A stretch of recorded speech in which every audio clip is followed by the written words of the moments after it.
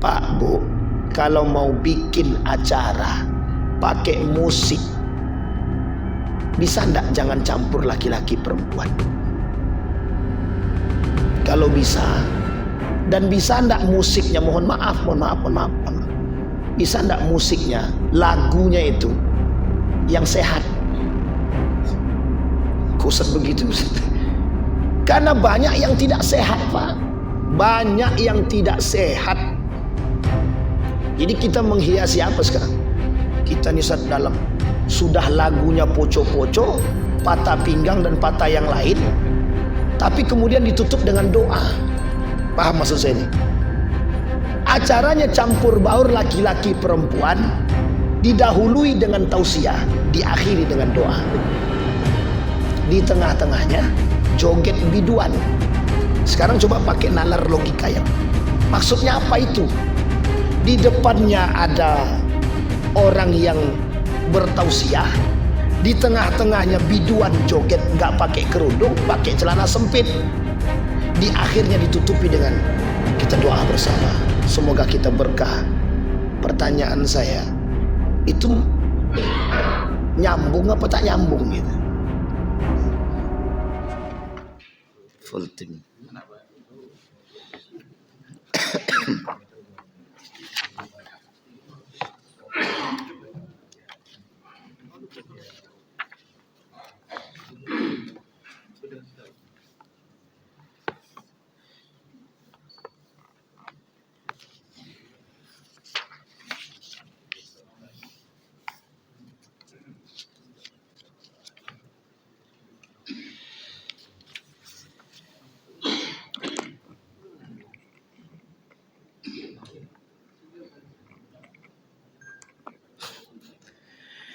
A'udzu billahi minasyaitonir rajim. Bismillahirrahmanirrahim.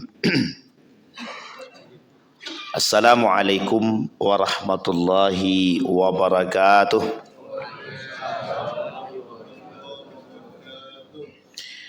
Alhamdulillahi rabbil alamin.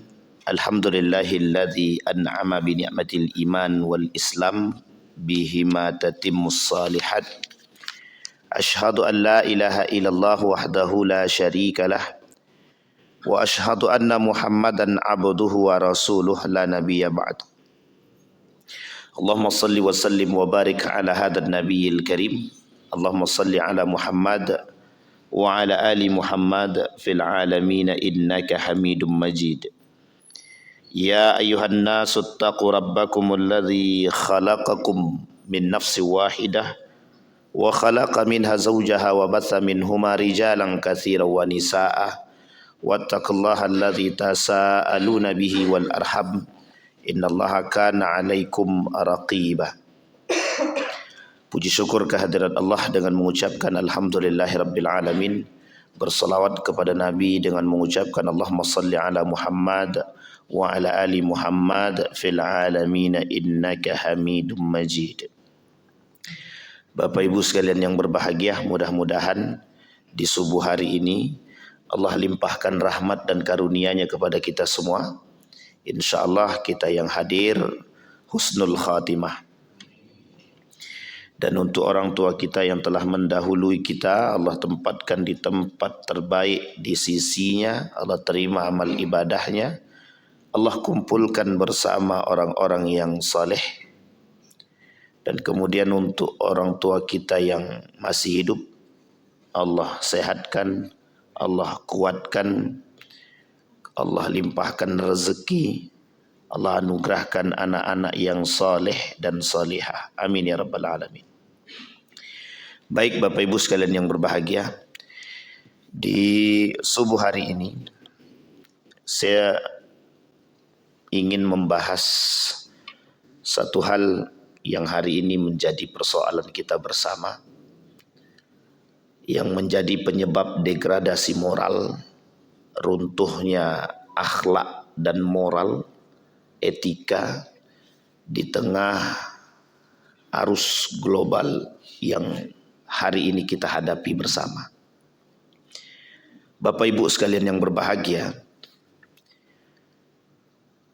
berbicara tentang persoalan karakter jahiliyah.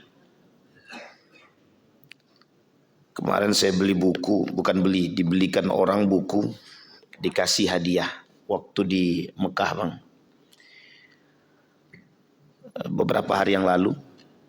Judulnya penjelasan tentang masailul jahiliyah. Masalah-masalah jahiliyah. Yang masalah jahiliyah itu dulu, tapi sekarang terjadi. Paham maksudnya Bapak Ibu? Jadi maksudnya dulu jahiliyahnya, sekarang lebih jahiliyah daripada jahiliyah dulu. Jadi namanya jahiliyah modern atau jahiliyah gaya baru gitu. Penulisnya ini seorang ulama dari Madinah, Syekh Abdul Razak bin Muhsin Al-Badar. Nah, ini mesti tahu nih. Dihadiahinlah saya ini buku nih. Satu lagi tentang Al-Kabair, dosa-dosa besar, pengarangnya sama. Bercerita saya dengan ini, tidak ada yang live kan? Saya bercerita dengan salah seorang tokoh di Saudi itu. Jadi ketika kami sedang duduk mendengarkan kajian, kan ada di Masjid Nabawi, Masjidil Haram, itu ada halakoh. Ada kajian kayak gini Pak. Setelah selesai maghrib, nanti disambung setelah isya. Satu ketika saya duduk dengan salah seorang yang saya anggap beliau hafal Quran 30 juz. Karena memang kebiasaan anak-anak di situ. Dan ada syekhnya di situ yang jaga. Kita menghafal, dia tinggal setor saja. Saya tanya persoalan jahiliyah itu. Saya tanya tentang persoalan jahiliyah. Bagaimana pandangan antum tentang persoalan jahiliyah di era modern. Beliau menjawab sederhana, sekarang tuh lebih jahiliyah daripada dulu katanya. Coba bayangkan, apa maksudnya sekarang tuh lebih jahiliyah daripada dulu? Nah, nanti kita coba tinjau, betul enggak kalimat itu? Kita ulang sedikit pelajaran kita yang pernah, mudah-mudahan saya sudah pernah sampaikan. Kalau belum ya mudah-mudahan ini jadi materi yang baru bagi kita.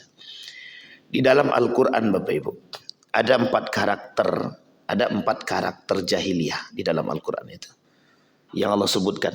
Secara eksplisit disebutkan, mungkin yang lain banyak. Di dalam buku ini tebal, sekitar 100 lebih poin kejahiliyahan itu. Tapi dalam Al-Quran dirangkum ada 4 kejahiliyahan itu. Karakter jahiliyah. Kata Allah, wa ta'ifatun qad ahammatuhum anfusuhum yazunnuna billahi bi ghairil haqqi dhannal jahiliyah yaquluna hal lana minal amri min syai' qul innal amra kulluhu lillah. Kata Allah, ada sekelompok orang di antara kalian yang berfikir seperti gaya berfikirnya orang-orang jahiliyah. Sekarang kita terjemahkan dulu jahiliyah itu apa? Bukan pakai terjemahan sendiri. Seorang ulama, kata para ulama, jahiliyah itu adalah pra-kenabian. Jadi sebelum Nabi dibaiat menjadi Nabi, berarti umur 40, di bawah umur 40, Nabi belum dibaiat menjadi Nabi. Berarti di bawah itu, kata para ulama, itu yang disebut dengan pra-jahiliyah. Ini yang disebut dengan masa kejahiliyahan. Jadi 40 ke bawah. Tapi Nabi cerdas pusat pada masa itu. Nabi cerdas. Yang lain tuh cerdas juga Pak. Cerdas. Kita ambil bukti kecerdasannya. Abu Jahal cerdas. Abu Lahab cerdas. Abu Sufyan cerdas. Ibnu Abbas cerdas. Salman Al-Farisi cerdas. Musa Al-Ash'ari cerdas. Siapa yang tidak cerdas? Cerdas semua. Apalagi mereka sebagian daripada sahabat Nabi setelah. Jadi kapan mereka dikatakan sahabat Nabi? Setelah Nabi dibaiat jadi Nabi dan mereka masuk ke dalam Islam, barulah dikatakan sahabatun Nabi, sahabatu Rasulullah sallallahu alaihi wasallam. Jadi kalau dia hidup di zaman Nabi, tidak masuk Islam, dia ketemu dia dengan Nabi, itu tak sahabat Nabi. yang dikatakan sahabat Nabi itu hidup di zaman Nabi, masuk ke dalam Islam dan sama-sama dengan Nabi. Uwais Al-Qarni tidak bertemu Nabi, tapi dianggap sahabat Nabi, hidup sezaman dengan Nabi. Nabi menceritakan tentang Uwais Al-Qarni. Sampai sini paham ya Bapak ya? Ini karakternya. Ini poin yang kita jelasin. Jadi yang disebut dengan jahiliyah itu sebelum kenabian. Itu yang pertama. Yang kedua kata para ulama, yang disebut dengan jahiliyah itu apa? Yang disebut dengan jahiliyah itu ketidakbermoralan. Nah, ini poin jahiliyah nih. Ketidakbermoralan. Tidak bermoral itu bagaimana maksudnya? Pada saat itu orang-orang pada masa jahiliyah itu dia enggak punya, begini bahasanya. Kami ini penguasa, you budak, tunduk sama kami. Nah, itu bahasa tidak bermoralnya begitu.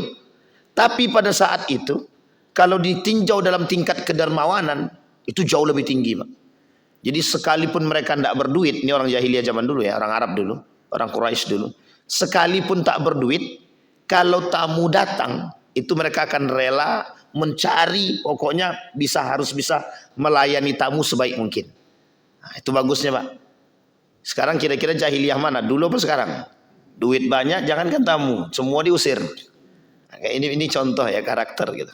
Jadi orang jahiliyah, orang Quraisy dulu, itu kalau seandainya tidak ada duit, sekalipun duitnya minim gitu, tapi tamu datang, itu akan dimuliakan semulia mungkin. Dan ini adalah tradisi, Pak.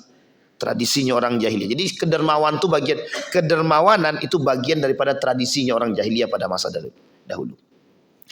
Kemudian ketidakbermoralan lain itu, mereka kalau minjamkan uang itu tidak tanggung-tanggung, Pak. Kalau dipinjamkan 100 juta, baliknya harus 200 juta. Itu jahiliyahnya begitu. Oh, karena beliau kan ngambil duit saya, dan harusnya duit saya ini bisa saya pakai, dan dia kan ngambil keuntungan dari duit saya. Nah, itu logika berpikirnya begitu. Jadi semuanya pakai logika memang. Jadi kalau dibilang tidak pinter, bodoh, itu tidak juga gitu. Karena waktu itu secara matematika tinggi, Pak. Jadi pinjam 100 juta, baliknya harus 200 juta. Lo kan dapat untung dari situ. Kalau mau minjam silakan, tidak ya udah gitu. Sebelum Islam datang, kedermawanan mereka diukur dengan model yang tidak bermoral juga sebenarnya. Emang mereka rajin bersedekah berbagi, Pak. Jadi ketika ada kehidupannya kaum-kaum Quraisy itu, kalau ada tamu datang, sahabat datang itu kan dilayani itu, Pak. Nah uniknya cara melayaninya dua. Satu dengan minum khamar, yang kedua dengan judi. Nah, di cara melayaninya begitu. Jadi pokoknya datang tamu, pokoknya dibuatlah. Kalau bahasa kita sekarang nih, apa minuman keras yang paling bagus sekarang? Apa Bang Didi? Minuman yang paling trending sekarang itu. Kamput ya. Kamput masa dahulu atau tua lah gitu kan. Whisky ya, hafal Bang, oh gawat nih. Whisky misal. Disediain tuh Pak yang paling mahal gitu. Meskipun tak berduit ya. Tapi cara mereka menghormati begitu, minum bareng. Tapi kan mabuk-mabukan tuh kan gitu. Setelah itu mereka main judi dari pagi sampai sampai dari malam sampai subuh gitu. Karena waktu itu Islam belum datang. Karena Nabi juga belum dibaiat. Hanya saja di tengah hiruk pikuk karakter seperti itu, mesti ada juga orang-orang yang punya karakter yang baik. Seperti Nabi Muhammad dijaga, Abdul Muthalib dijaga, Abu Thalib dijaga. Ada lagi namanya Ja'far bin Abi Thalib itu dijaga. Kemudian ada namanya Abbas dijaga. Itu kan paman-paman Nabi. Jadi keluarga Nabi ini sudah terbentuk secara bukan permanen ya, sudah terbentuk secara keturunan, memiliki karakter akhlak yang baik gitu. Moral yang baik. Di antara sekian banyak gitu. Abdul Muthalib itu kenapa dia tidak seperti Abu Jahal dan Abu Lahab? Dia tak punya keangkuhan, dia tak punya kesombongan. Karena Abu Thalib sadar, waktu dia datang ke Mekah, itu sebagai anak angkat. Anak angkat dari paman dia sendiri. Namanya Muthalib. Jadi Muthalib itu paman kandungnya ya Abdul Muthalib. Jadi Abdul Muthalib itu diambil dari nama paman dia sendiri, bukan dari bapak deh. Karena nama aslinya bukan Abdul Muthalib. Bapak Ibu boleh cek aja, saya lupa. Itu boleh dicek di Google, sudah keluar itu nama-namanya. Nama asli Abdul Muthalib, itu bukan Abdul Muthalib. Siapa nama kakek Nabi? Abdul Muthalib, betul. Namanya Abdul Muthalib. Abdul Muthalib itu bukan nama asli, tapi nama yang diberikan oleh penduduk Quraisy kepada Abdul Muthalib ini karena dia dibawa oleh pamannya Muthalib ke Mekah pasca meninggal bapak dia. Sampai sini paham ya Bapak Ibu ya? Jadi meninggal bapaknya dibawa oleh Muthalib ke Mekah. Ketika masuk ke gerbang Mekah, kata penduduk Quraisy, siapa budak yang dibawa oleh Muthalib itu? Itukah budaknya Muthalib? Nah, budak itu dalam bahasa Arab abdun. Maka disebutlah Abdul Muthalib. Sampai sini paham ya Bapak Ibu ya? Nah, nih, jadi Abdul Muthalib itu datang memang dalam keadaan tidak memiliki apa-apa. Karena dia dianggap sebagai budak. Kemudian kata Muthalib, dia bukan budak saya. Dia anak daripada abang saya, kata Abdul Muthalib. Kata Muthalib itu dia anak daripada abang saya. Karena bapak dia sudah meninggal, dia saya bawa ke sini dan saya asuh. Tapi karena konsesi ini sudah melekat, karena nama ini sudah melekat kepada diri Abdul Muthalib, sampailah akhir dia disebut dengan Abdul Muthalib. Karena kelak Muthalib meninggal, yang diangkat menjadi pemimpin Quraisy pada saat itu adalah Abdul Muthalib. Yang dianggap, yang dilihat yang paling amanah, paling jujur dan paling bijaksana itu Abdul Muthalib. Nah, jadi karakternya menurun Pak. Abdul Muthalib punya anak, salah satunya Abdullah, Al-Haris maujud, ada Harisah dan lain sebagainya. Di antara sekian banyak, semua anak-anaknya baik-baik Pak. Semuanya baik-baik. Tapi yang paling berwibawa dua orang. Yang pertama Abdullah, yang kedua siapa Pak? Abu Talib. Ini punya karakter dan kewibawaan dan kebijaksanaan. Yang lain semuanya kaya semua Pak. Semua kaya, yang paling miskin cuma Abdullah. Karena masih bersandar dengan bapaknya. Singkat cerita Bapak Ibu punya anak namanya Muhammad. Nah Muhammad ini maka disebut Muhammad ibn Abdullah ibn Abdul Muthalib. Nah, karena itu karakter turunan. Jadi baiknya mereka ini itu keturunan Pak. Garis keturunan. Jadi karakter Nabi Muhammad itu waktu itu kok dia tidak sama dengan anak-anak yang lain. Ya karena memang turunan kakeknya Pak. Kakeknya pada masa dia diangkat menjadi pemimpin Quraisy, itu kakeknya penyedia minuman dan makanan untuk orang-orang yang berhaji. Islam belum ada, tapi perintah haji itu sudah ada pada masa Nabi Ibrahim alaihissalam. Jadi haji itu sudah ada sebelum Nabi. Perintah haji itu sudah dari dulu Pak. Setiap Nabi punya perintah haji itu. Sehingga dari masa Nabi Ibrahim alaihissalam itu sudah ada perintah haji. Maka salah satu perbuatan orang Quraisy itu memuliakan kelompok itu, memuliakan para tamunya Allah itu haji. Itu adalah menyediakan makan dan minum. Nah, salah satunya orang yang menemukan kembali air Zam-Zam yang hilang ratusan tahun, 200 tahun sebelum Abdul Muthalib itu, ya Abdul Muthalib itu.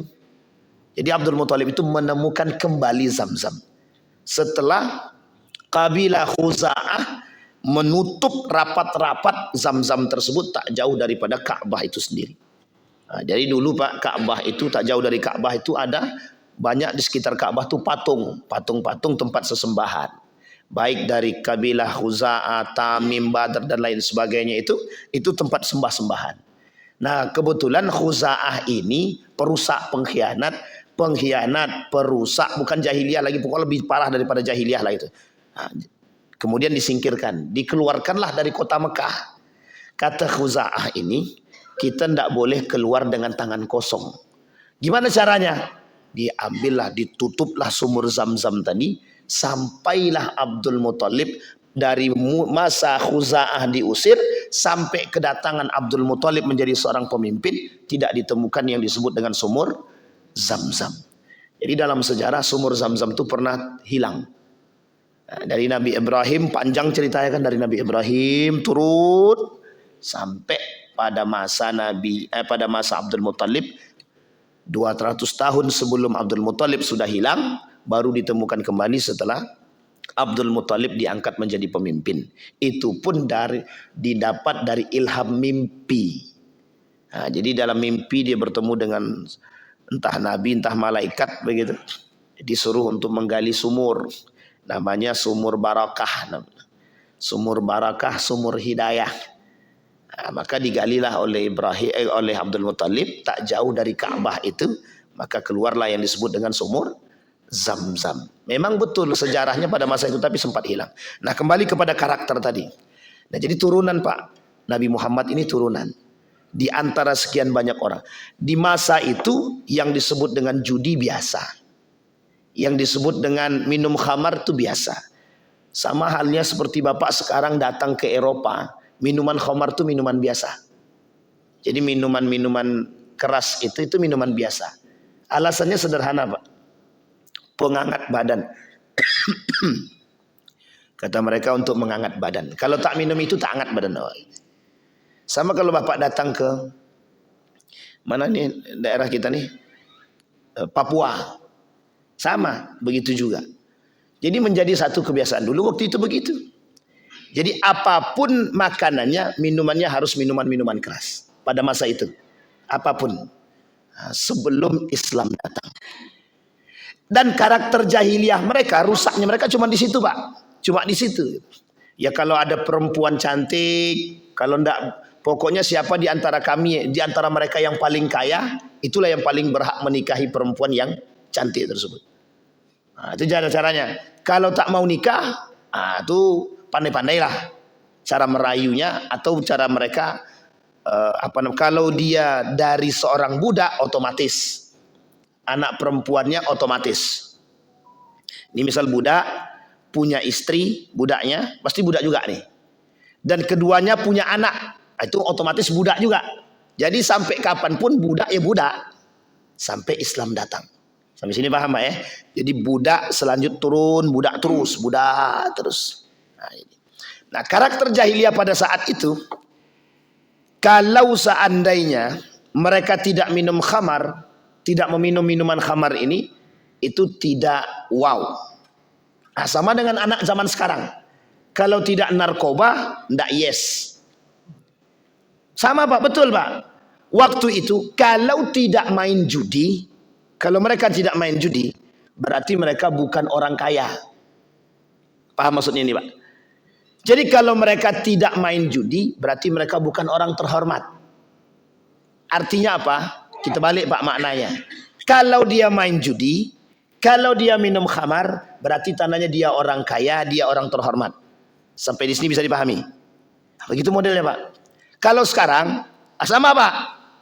Sekarang tuh begitu. Kalau ndak main judi, ndak yes. Bukan judi apa, tapi judi online. Paham ya? Jadi kalau ndak judi itu ndak oke sekarang gitu. Nah, ini sebenarnya Ustaz mau mengatakan jahiliyah sekarang Ustaz gitu. Bukan, kita cuma mau kasih tahu aja. Ini loh model jahiliyah pada masa dahulu gitu. Nah, Bapak Ibu tinggal lihat kondisi itu. Nah, kembali kepada poin tadi. Kata Allah dalam poin yang pertama, azannal jahiliyah. Orang jahiliyah pada saat itu sebelum Islam datang, mereka berpikir bahwa Tuhan itu tidak ada. Mereka tahu Pak, Tuhan mereka yang mereka sembah itu, patung berhala itu, yang mereka sembah itu tidak punya kuasa. Tahu mereka, tahu. Tapi ketika diajak berpikir lebih sehat, ya mereka katakan, loh patung kami kan nggak bisa ngapa-ngapain. Loh sadar loh Pak, sadar ya, patung kami nggak bisa ngapa-ngapain. Jangankan memberi makan, membantu kami yang susah aja patung kami tak bisa. Cuma kami butuh dia. Tahu maksudnya Pak? Dia tak bisa bantu kami, tapi kami butuh dia. Jadi gimana maksudnya itu? Melogikakannya gimana? Ya memang tak bisa dilogikakan Pak. Kadang sehat akalnya, kadang tak sehat. Sama dengan manusia sekarang kan begitu itu. Kadang sehat, kadang tidak. Kalau lagi sehatnya datang sama Tuhannya. Kalau lagi tak sehatnya hilang akalnya Pak. Jadi ketika itu Pak, orang datang menyembah itu bukan untuk mengatakan Tuhan itu kuasa, bukan. Simbol kalau kami punya agama. Simbol kalau kami punya Tuhan. Jadi kekuasaan Tuhan, Latta, Uzza, kehebatan Latta dan Uzza itu tak terpandang. Karena memang tidak punya kekuasaan. Hanya saja kami punya gengsi yang harus kami pertahankan dari dulu sampai sekarang. Sampai sini paham ya? Kami punya tradisi yang kami harus pertahankan dari dulu sampai sekarang. Menyembah Latta, Uzza, dan beberapa patung-patung yang lain yang dianggap Tuhan, itu adalah bagian daripada menjaga tradisi dahulu. Nah, jadi kalau sekarang ada orang yang menjaga tradisi judi, tradisi khamar, itu sebenarnya jahiliyahnya terlambat. Kenapa kita katakan terlambat? Dia baru jahiliyah sekarang. Itu sudah dahulu. Zamannya modern, gini, logikanya menerima modern, logikanya, akalnya menerima modern, tapi perbuatannya mengikuti jahiliyah. Ya tidak sinkronnya di situ gitu. Akalnya mengikuti perkembangan zaman, tapi perbuatannya kok masih datang ke dukun. Sampai di sini bisa dipahami ya. Kok masih datang ke dukun? Kita ambil contoh. Zaman dulu main bola, main-main bola itu, kalau ditarkam-tarkam itu Pak, antar kampung itu, lomba bola antar kampung, itu biasanya kiper-kipernya itu ada dukunnya di situ. Saya tak katakan pacu jalur ya, tapi saya katakan ini bola. Itu ada dukunnya Pak. Untuk apa? Biar jaga. Pokoknya nanti biar bolanya nggak masuk Pak. Kenapa Ustaz tahu? Saya pernah ikut. Ikut apa? Ikut ngantarkan ke tempat dukun ya. Nah waktu itu kan nggak tahu, masih kecil. Dan waktu itu saya masih kecil, saya nggak tahu. Maksudnya kenapa sih harus pakai begini? Gitu. Kita masih kelas 6 SD kalau tak salah, apa kelas 1 MTS ya gitu. Jadi kita nggak tahu tuh Pak. Kenapa harus gitu? Jadi tujuannya sederhana, biar bola tuh nggak masuk ke gawang. Artinya apa? Akal ini menerima modern, tapi perbuatan kita sama dengan orang-orang dahulu gitu, jahiliyah. Maka disebutkan di sini zannal jahiliyah. Karakter yang paling berbahaya dari masyarakat jahiliyah pada saat itu adalah mereka berpikir bahwa Allah itu tidak maha kuasa. Tuhan itu tidak kuasa. Tapi Abdul Muthalib sangat mengerti dan percaya dengan Tuhan. Maka sebenarnya begini, Abdul Muthalib itu mengetahui akan kekuasaan Allah. Di mana dia tahu? Ketika persoalan Ka'bah. Ka'bah ingin dihancurkan oleh Raja Habasyah, kata Abdul Muthalib, silahkan hancurkan, aku tak urus. Yang ngurus Ka'bah itu sudah ada. Siapa yang ngurus? Yang punya. Siapa yang punya? Azza wa Jalla. Itu Abdul Muthalib, perkataan Abdul Muthalib kepada Raja Habasyah. Sampai Raja Habasyah geleng-geleng. Ini orang nggak mikirin yang lain kok malah cuma datang ke sini minta kambing-kambingnya gitu. Jadi tolong kembalikan kambing-kambing saya, kata Abdul Muthalib. Setelahnya yang lain terserah. Mau kau hancurkan Ka'bah silahkan, mau kau apakan silahkan.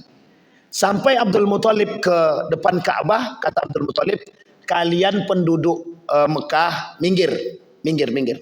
Orang-orang itu mau menghancurkan Ka'bah. Ini dalam sejarahnya begitu.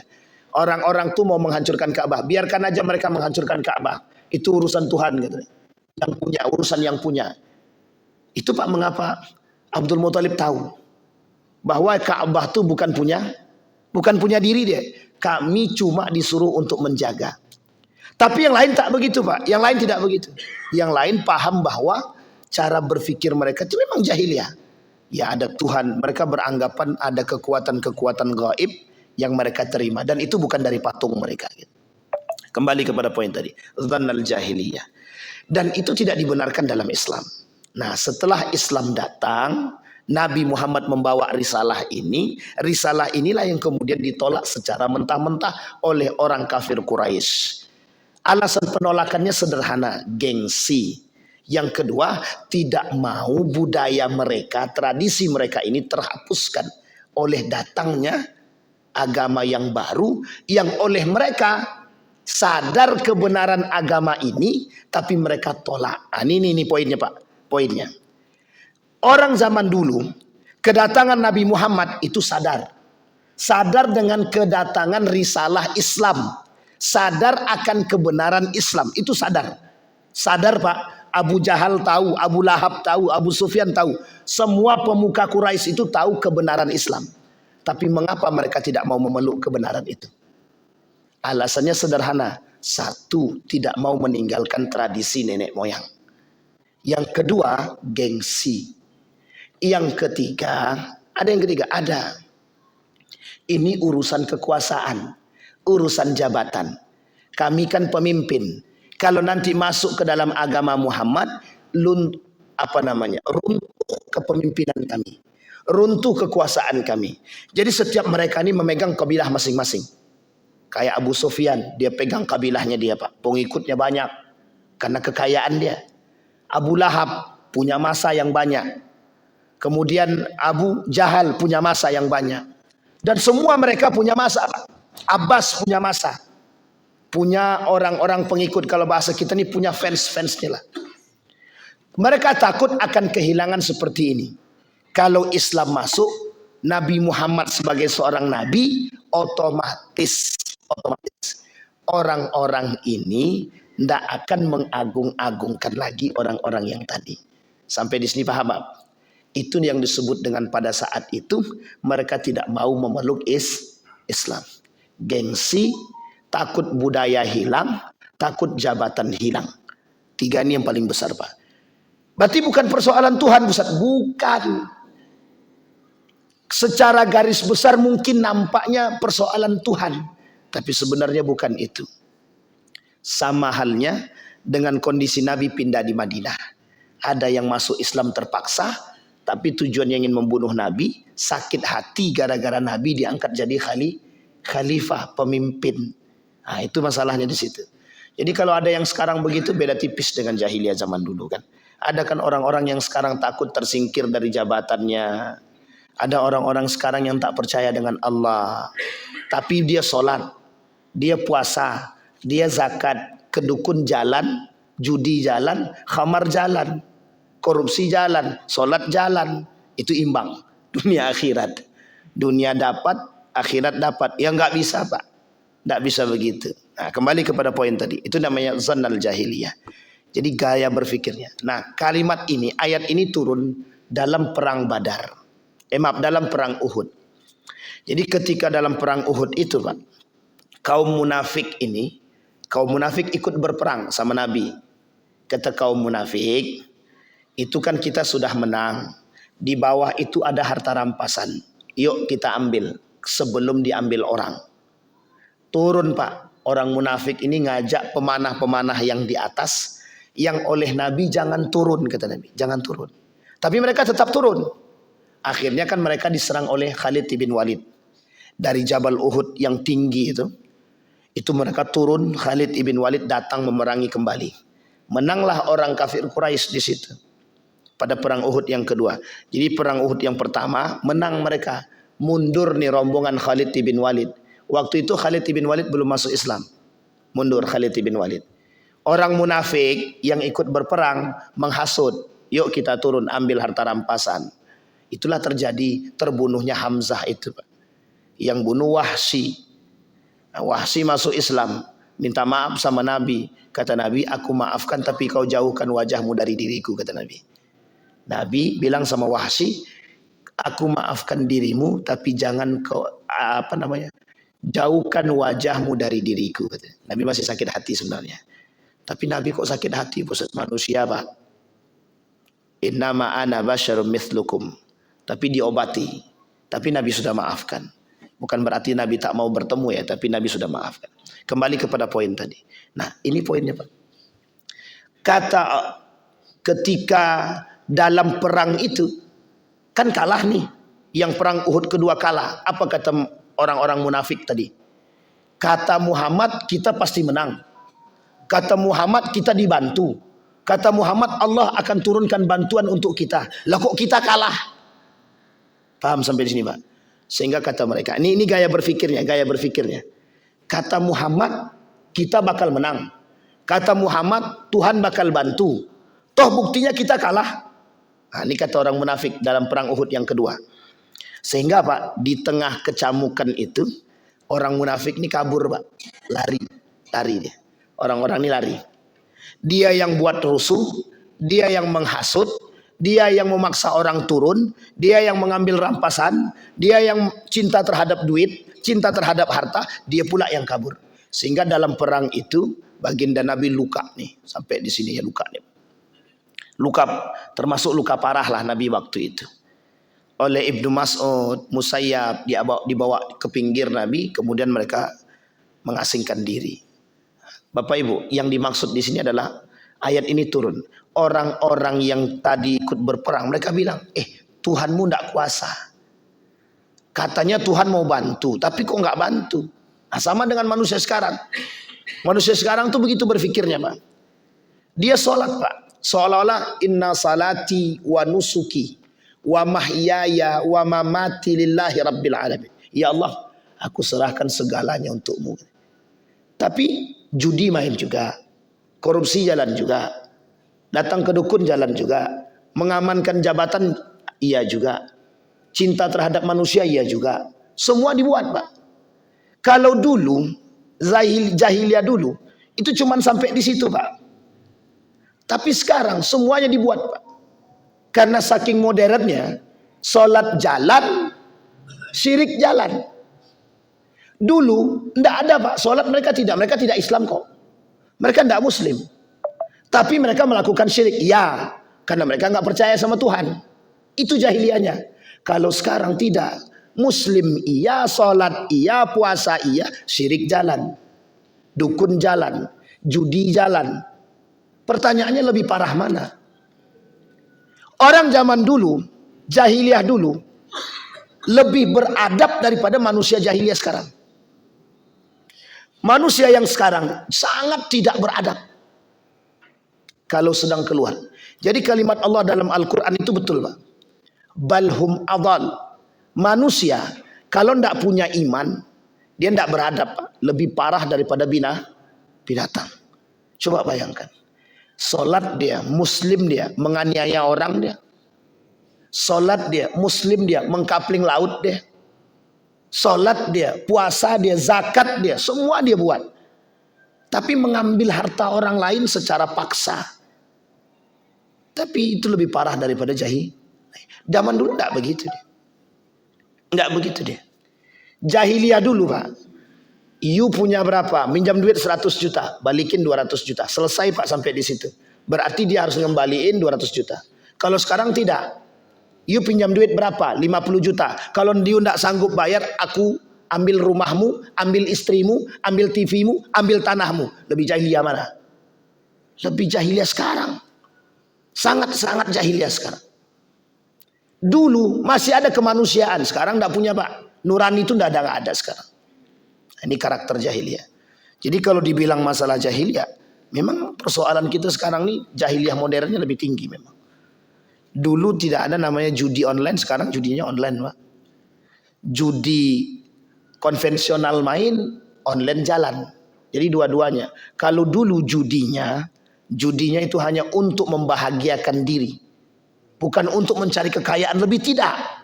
Ya memang ada juga tujuan judi itu pada masa Nabi itu.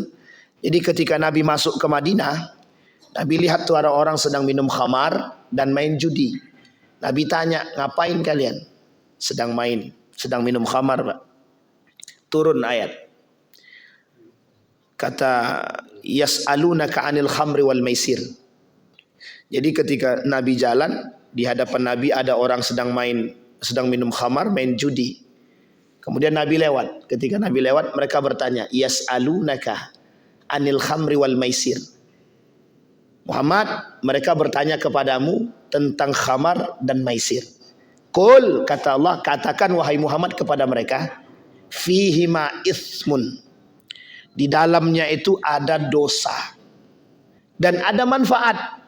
Manfaatnya sedikit, dosanya besar, mudaratnya besar. Itu sebab turun ayat. Belum diharamkan. Baru dikasih tahu manfaat dan mudarat. Yang kedua, sedang sholat. Tiba-tiba yang mimpin sholat ini orangnya habis minum. Ternyata ketika baca ayat, ada ayat yang salah. Turun ayat lagi. Kata Nabi, jangan kalian sholat dalam keadaan mabuk. Wala taqrabus shalah wa antum sukara. Jangan dekati sholat kalau kalian sedang mabuk. Karena kalau dia sholat mabuk tidak jelas. Yang ketiga, turun perintah terakhir. Kata innamal khamru wal maisir rijsun min amalis syaiton, kata Nabi. Itu pengharaman secara qat'i, mutlak. Khamar, judi digandeng dua-duanya, Pak. Karena waktu itu dua-dua ini selalu berbarengan. Sampai sekarang orang main judi, kalau Bapak Ibu datang ke kasino itu, judi mesti ada jualannya. Apa jualannya? Minuman khamar, ada whisky-nya, ada itunya, ada Jack Daniel-nya kan. Wis kok tahu kan gitu. Ada Jack Daniel. Begitu Pak, main domino jalan, jualan khamarnya jalan. Karena bergandengan. Waktu itu judi dan khamar itu gandeng. Sebagai satu tradisi bagi mereka. Sampai hari ini. Kalau Bapak Ibu masuk ke bar-bar itu, judinya jalan. Kalau Bapak Ibu main apa namanya ini? Biliar itu. Sama biasanya kalau biliarnya yang ada barnya, itu mesti jualannya juga khamar itu. Ada khamarnya. Ada minuman-minuman kerasnya gitu. Nah, jadi tradisinya sama gitu. Dari dulu sampai sekarang 1400 tahun yang lalu. Kata Nabi rijsun min amal syaitan. Fajtanibuhu. Kata para ulama Al-Quran mentafsirkan kalimat fajtanibuhu. Kalimat fajtanibuhu diartikan wajib menjauhinya. Perintah meninggalkan itu menjadi wajib. Maka hukumnya secara qat'i, mau sedikit Bapak Ibu minum, mau banyak Bapak Ibu minum, tetap aja haram. Misal, Ustaz kami minum khamar cuma sedikit setetes, ndak mabuk dong Ustaz, haram. Ustaz, kami main judi cuma jongkok-jongkok aja nya Ustaz, haram. Nah ini bentar lagi nih Pak. Sekarang, bukan bentar lagi, sekarang nih berarti. Hari Sabtu, Jumat, Sabtu, Ahad. Ahad 17 Agustus. Nah, ini yang kita khawatirkan jangan sampai refleksi kemerdekaan itu dihiasi dengan perjudian. Kok bisa Ustaz katakan begitu? Nah, ini kita kasih tahu sedikit. Bapak Ibu, di dalam Islam itu ada yang disebut dengan at-tafrih, al-la'bu, hiburan, permainan. Itu dibenarkan dalam Islam. Boleh Pak, boleh. Cuma permainan itu apapun permainannya, ada yang dibenarkan, ada yang tidak dibenarkan. Permainan-permainan, semua permainan apapun itu bisa diharamkan jika ada unsur perjudiannya. Misal Bapak Ibu buat lomba baca Quran dalam masjid. Setiap orang datang bayar. Daftarnya bayar 50.000. Pesertanya ada 20. 50 kali 20 berapa? 1 juta bang. Ngitung itu pun susah. Sama saya jadi mikir juga bang. 50 kali 20 berarti 500. Ya kali 2 lah, 5 kali 2 kan 1 juta. Kalau 1 juta ini Bapak jadikan hadiah, maka jadilah lomba baca Quran tapi judi. Sampai sini paham ya? Bisa dipahami belum Bapak Ibu? Saya ulangi sekali lagi. Misal ini lomba baca Quran atau lomba solawat lah. Kalau baca Quran terlalu ekstrim Ustaz. Ya oke lah, solawat lah, agak turun sedikit lah. Lomba baca Quran di masjid. Setiap peserta bayar 100.000. Ada 20 peserta. Berarti 2 juta duit pendaftarannya kan. Dibelikanlah ke hadiah.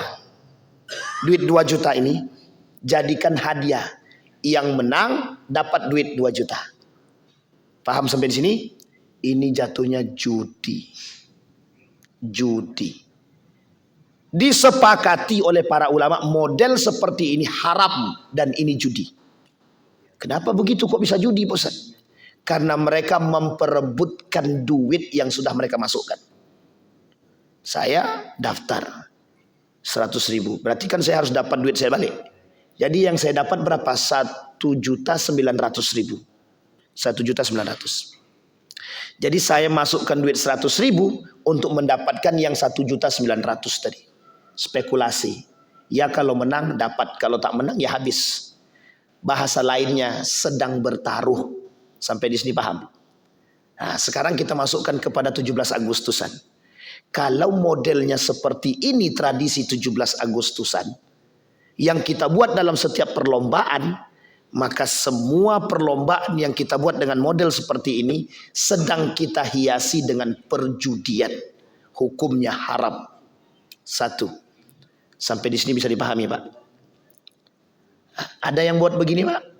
Kalau ada yang buat begini, cepat sadar, tarik duitnya, ganti dengan duit, cari donatur. Pak, kami butuh duit. Tolong jadi donatur kami untuk lomba makan kerupuk. Juara satunya 2 juta, juara 2-nya 1 juta. Saya kira banyak yang mau ikut tuh kalau segitu hadiahnya kan. Kalau itu boleh, boleh Pak, tak ada masalah.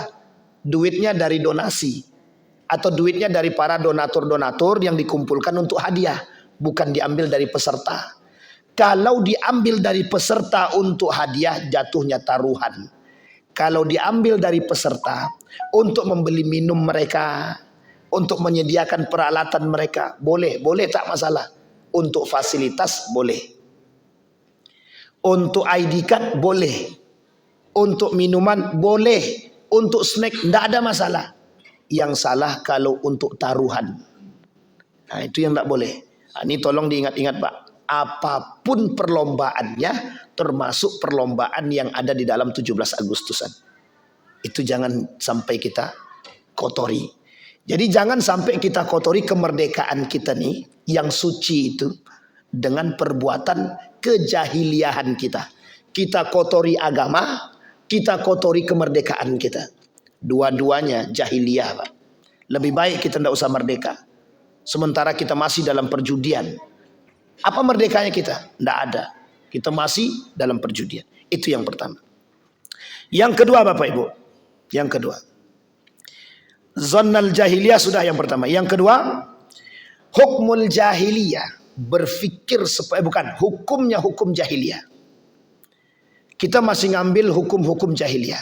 Tradisi-tradisi adat. Adat-adat istiadat. Yang bertentangan dengan agama. Kita masih pakai. Masih ada di Riau ini, kalau tidak nikah secara adat, maka tak sah nikahnya. Sekalipun dia nikah secara agama. Jadi kalau ada yang nikah secara agama, tapi tidak nikah secara adat dia tak sah nikahnya. Mereka tetap dikatakan zina. Kalau ada begitu itu keterlaluan, Pak. Tapi ada. Ada. Yang ketiga. Kami pengen Ustaz bagi warisan itu semuanya sama rata. Biar adil. Kira-kira adil itu baik enggak? Adil itu baik enggak Pak? Bu? Baik ya, adil itu baik ya. Tapi baik tapi tidak pada tempatnya. Kita adil sama manusia tapi kita tak adil sama Tuhan. Baik enggak? Baik enggak? Kita adil sama manusia tapi kita tidak adil sama Allah. Adil baik enggak? Sama Pak. Jadi orang sekarang bagi harta warisan itu sesuai dengan porsi adat. Dalam tradisi adat kami, di sonono, per laki-laki tak perlu dapat warisan. Yang harus dapat warisan itu perempuan aja. Laki-laki tak perlu. Sekarang saya tanya, ada nggak Al-Quran berkata demikian? Tidak ada. Hukum waris mutlak dikembalikan kepada Al-Quran. Mutlak. Hukum waris mutlak dikembalikan kepada Al-Quran. Semua pembagiannya sudah ada dalam Al-Quran. Tidak perlu cari kreasi, tidak perlu kreatif dalam mencari hitungan-hitungan tentang waris. Sudah ada dalam Al-Quran semuanya. Dalam surat An-Nisa dari awal sampai akhir sudah ada semua di situ. Berapa perempuan, istri berapa, anak berapa, anak laki-laki berapa, paman berapa, mertua berapa, mertua tidak dapat. Orang tua berapa, adik-beradik berapa, ada semua Pak, ada semua. Jadi tidak perlu kita kreatif mencari hitungan-hitungan. Pokoknya Pak Ustadz kami pengen adil biar kami ini semua terjaga ukhuwahnya. Haram hukumnya haram. Membagi warisan secara merata hukumnya haram karena tak merujuk kepada Al-Quran. Kecuali dibagi dulu sesuai porsinya dalam hukum waris. Disepakati setelah dibagi, ditandatangani pakai akta notaris. Beliau dapat setengah, beliau dapat seperempat, disepakati Pak. Pakai akta notaris biar nggak kelahi, biar jelas. Ini persoalan ini sensitif, membawa orang ke neraka. Jadi perbuatan yang bisa mengajak cepat ke neraka yang begini-begini nih Pak. 1.000 rupiah kita makan, bukan hak kita masuk neraka kan? Haram jatuhnya Pak. Baik. Setelah disepakati, setelah semuanya selesai dalam hitungan waris sesuai, baru kemudian kumpul balik, kami pengen, kami bagi rata. Maksudnya bagaimana? Saya kan dapatnya lebih banyak nih. Nih saya kasih buat adik-adik saya. Boleh, tak ada masalah, itu haknya Anda. Setelah dibagi dalam hukum waris. Setelah itu boleh bebas. Tapi kalau selagi sudah wafat dia, dibagi langsung secara merata, semuanya penghuni neraka. Haram semua. Sampai di sini paham Bapak Ibu? Kok cepat kan Ustaz bilang neraka? Ya kalau dia tak tobat, dia masuk neraka Pak. Tidak mungkin tidak tobat masuk surga dia. Sampai di sini paham? Nah, ini persoalan waris nih Pak. Jadi persoalan waris ini sensitif. Yang banyak kita temukan sekarang begitu. Oh tradisi kami tidak begitu Pusat. Tradisi kami itu yang laki-laki itu tidak boleh dapat, tidak lagi dapat warisan. Yang dapat warisan itu cuma perempuan. Pertanyaannya tradisi mana? Pertanyaannya siapa yang buat tradisi? Lebih percaya pada tradisi apa pada Tuhan? Mau ikut syariat Islam atau ikut tradisi? Kalau ikut tradisi, jahiliyah dia berarti. Karena orang jahiliyah dulu begitu ngikutnya Pak. Nah sekarang kalau kita kembalikan ke tradisi, lihat tradisi 17 Agustusan. Apa tradisi 17 Agustusan? Yang kita hiasi dengan dosa dan kemaksiatan. Apa contohnya? Joget-joget. Pak Bu, kalau mau bikin acara pakai musik, bisa enggak jangan campur laki-laki perempuan? Kalau bisa, dan bisa enggak musiknya, mohon maaf. Bisa enggak musiknya, lagunya itu yang sehat? Kusat begitu Ustaz. Karena banyak yang tidak sehat Pak. Banyak yang tidak sehat. Jadi kita menghiasi apa sekarang? Kita nih Ustaz dalam sudah lagunya poco-poco, patah pinggang dan patah yang lain, tapi kemudian ditutup dengan doa. Paham maksud saya ini?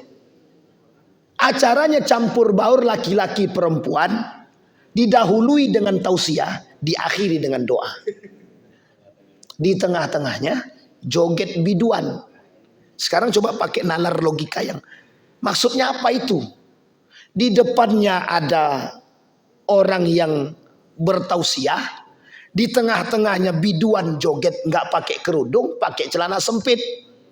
Di akhirnya ditutupi dengan kita doa bersama, semoga kita berkah. Pertanyaan saya, itu nyambung apa tak nyambung gitu? Apa? Penghinaan. Kalau bahasa pencampuraduan, mencampur adukkan agama dengan hal-hal seperti itu. Mohon maaf Pak, tradisi itu kalau dibiarkan, ingat kalimat ini Pak ya, kalau dibiarkan. Ini gara-gara zaman dulu dibiarkan, akhirnya sampai sekarang.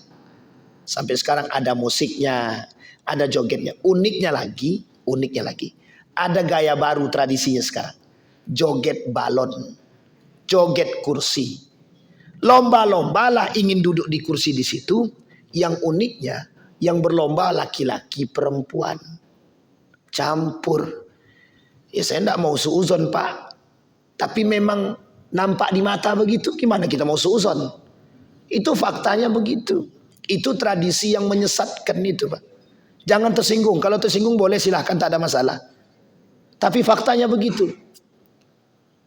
Tapi ini kan refleksi kemerdekaan. Janganlah begitu-begitu diatur dengan agama.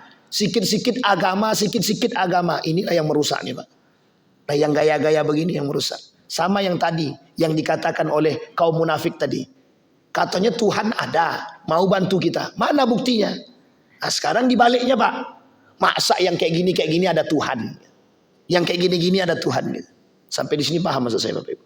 Udahlah singkirkan, ini tak urusan, ini kan urusan hiburan. Dalam hiburan nggak perlu ada Tuhan, nggak perlu ada agama. Orang cuma sekedar bersentuhan biasa aja kok. Masalahnya sentuhan biasa itu Pak, dari sentuhan biasa jadi luar biasa. Kontak ya dek, kontaknya. Laki orang Pak, bini orang Pak, gara-gara joget balon tuh Pak, bisa suka dengan laki-laki orang. Kan masalah tuh. Sampai di sini bisa dipahami Pak. Sederhana.